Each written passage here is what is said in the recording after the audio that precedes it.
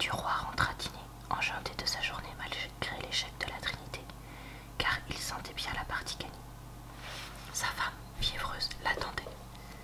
Elle s'écria en le voyant. Tu sais que Laroche est ministre des Affaires étrangères. Oui, je viens même de faire un article sur l'Algérie à ce sujet. Quoi donc? Tu le connais?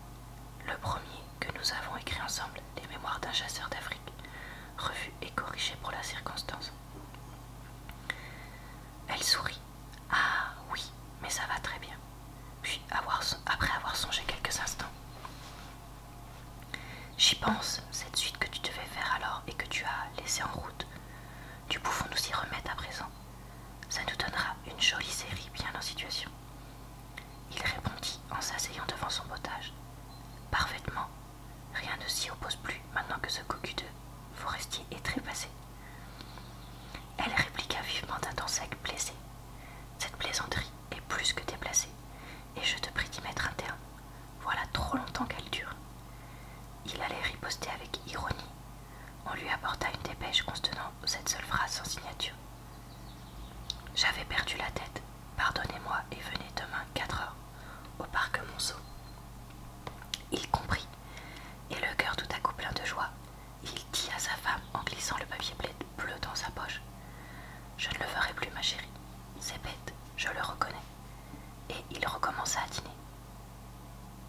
Tout en mangeant, il se répétait ces quelques mots. J'avais perdu la tête, pardonnez-moi et venez demain 4 heures au parc Monceau. Donc elle cédait. Cela voulait dire je me rends, je suis à vous, où vous voudrez, quand vous voudrez. Il se mit à rire. Madeleine demanda qu'est-ce que tu as? Pas grand-chose. Je pense à un curé que j'ai rencontré tantôt et qui avait une bonne pinette. Du roi arriva juste à l'heure au rendez-vous du lendemain. Sur tous les bancs du parc étaient assis des bourgeois accablés par la chaleur et des bonnes nonchalantes qui semblaient rêver pendant que les enfants se roulaient dans le sable des chemins. Il trouva Madame Walter dans la petite ruine antique où coule une source. Elle faisait le tour du cirque étroit de colonnettes d'un air inquiet et malheureux. Aussitôt qu'il l'eut salué, « Comme il y a du monde dans ce jardin, dit-elle. » Il saisit l'occasion. « Oui, c'est vrai. Voulez-vous venir autre part? Mais où? N'importe où, dans une voiture par exemple. Vous baisserez le store de votre côté, vous serez bien à l'abri. Oui, j'aime mieux ça. Ici, je meurs de peur. Eh bien, vous allez me retrouver dans 5 minutes à la porte qui donne sur le boulevard extérieur. J'y arriverai avec un fiacre. Et il partit en courant. Dès qu'elle l'eut rejoint et qu'elle eut bien voilé la vitre de son côté, Elle demanda. Où avez-vous dit au cocher de nous conduire? Georges répondit. Ne vous occupez de rien, il est au courant. Il avait donné à l'homme l'adresse de son appartement de la rue de Constantinople. Elle reprit. Vous ne vous figurez pas comme je souffre à cause de vous, comme j'étais tourmentée et torturée. Hier, j'ai été dure dans l'église, mais je voulais vous fuir à tout prix. J'ai tellement peur de me retrouver seule avec vous. M'avez-vous pardonné? Il lui serrait les mains. Oui, oui. Qu'est-ce que je ne vous pardonnerai pas, vous aimant comme je vous aime? Elle le regardait d'un air suppliant. Écoutez, il faut me promettre de me respecter, de ne pas, autrement je ne pourrai plus vous revoir. Il ne répondit point d'abord. Il avait sous la moustache ce sourire fin qui troublait les femmes. Il finit par murmurer. Je suis votre esclave. Alors, elle se mit à lui raconter comment elle s'était aperçue qu'elle l'aimait, en apprenant qu'il allait épouser Madeleine Forestier. Elle donnait des détails, des petits détails de dates et de choses intimes. Soudain, elle se tut. La voiture venait de s'arrêter. Duroy ouvrit la portière. Où sommes-nous? dit-elle. Il répondit. Descendez et entrez dans cette maison. Nous y serons plus tranquilles. Mais où sommes-nous? Chez moi. C'est mon appartement de garçon que j'ai repris pour quelques jours, pour avoir un coin où nous puissions nous voir. Elle s'était cramponnée au capiton du fiacre. À l'idée de ce tête-à-tête, et elle balbutiait. Non, non, je ne veux pas, je ne veux pas. Il prenait ça d'une voix énergique. Je vous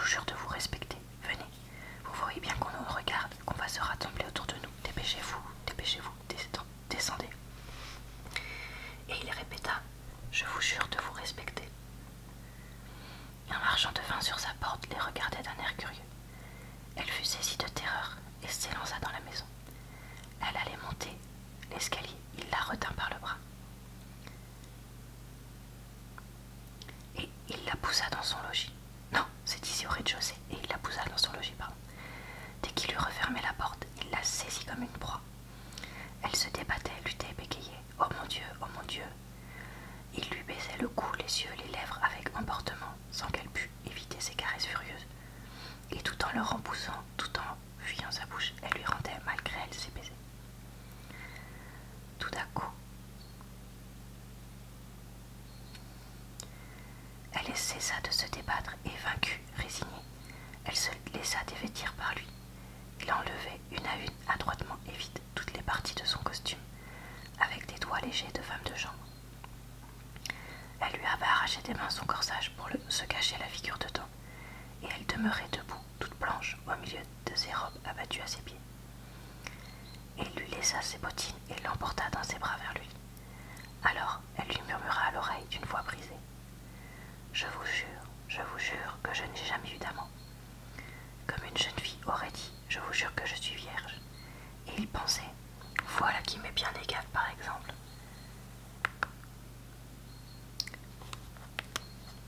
Attendez, parce que j'ai peur d'avoir raté quelque chose. Non, j'ai rien raté, pardon. J'ai cru que j'avais raté quelque chose. L'automne était venu. Les Duroy avaient passé à Paris tout l'été, menant une campagne énergique dans la vie française en faveur du nouveau cabinet, pendant les courtes vacances des députés. Quoiqu'on fût seulement dans les premiers jours d'octobre, les chambres allaient reprendre leur séance, car les affaires du Maroc devenaient menaçantes. Personne, au fond, ne croyait à une expédition vers Tanger, bien que, le jour de la séparation du Parlement, un député de la droite, le comte de Lambert-Sarrazin, dans un discours plein d'esprit, applaudi même par les centres, eut offert de parier et de donner en gage sa moustache, comme avait fait jadis un célèbre vice-roi des Indes, contre les favoris du chef du conseil, que le nouveau cabinet ne se pourrait tenir d'imiter l'ancien et d'envoyer une armée à Tanger, en pendant à celle de Tunis, par amour de la symétrie, comme on met deux vases sur une cheminée. Il avait ajouté, la terre d'Afrique est en effet une cheminée pour la France, messieurs. Une cheminée qui brûle de notre meilleur bois, une cheminée à grand tirage qu'on allume avec le papier de la banque. Vous vous êtes offert la fantaisie artiste d'orner l'angle de gauche d'un bibelot tunisien qui vous coûte cher. Vous verrez que M. Marot va vouloir imiter son prédécesseur et orner l'angle de droite avec un bibelot marocain. Ce discours, demeuré célèbre, avait servi de thème à Duroy pour 10 articles sur la colonie algérienne, pour toute sa série interrompue lors de ses débuts au journal. Et il avait soutenu énergiquement l'idée d'une expédition militaire, bien qu'il fût convaincu qu'elle n'aurait pas lieu. Il avait fait vibrer la corde patriotique et bombardé l'Espagne avec tout l'arsenal d'arguments méprisants qu'on emploie contre les peuples dont les intérêts sont contraires aux vôtres. La vie française avait gagné une importance considérable à ses attaches connues avec le pouvoir. Elle donnait, avant les feuilles les plus sérieuses, les nouvelles politiques, indiquait par des nuances les intentions des ministres ses amis. Et tous les journaux de Paris et de la province cherchaient chez elle leurs informations. On la citait, on la redoutait, on commençait à la respecter. Ce n'était plus l'organe suspect d'un groupe de tripoteurs politiques, mais l'organe avoué du cabinet. La Roche-Mathieu était l'âme du journal et du roi son porte-voix. Le père Walter, député muet et directeur, Côteleux, sachant s'effacer, s'occupait dans l'ombre, disait-on, d'une grosse affaire de mine de cuivre au Maroc. Le salon de Madeleine était devenu un centre influent où se réunissaient chaque semaine plusieurs membres du cabinet. Le président du conseil avait même dîné 2 fois chez elle, et les femmes des hommes d'État, qui hésitaient autrefois à franchir sa porte, se vantaient à présent d'être ses amies, lui faisaient plus de visites qu'elle n'en recevait d'elle. Le ministre des Affaires étrangères régnait presque en maître dans la maison. Il y venait à toute heure, apportant des dépêches, des renseignements, des informations, qu'il dictait soit au mari, soit à la femme, comme s'ils eussent été ses secrétaires. Quand Duroy, après le départ du ministre, demeurait seul en face de Madeleine, il s'emportait avec des menaces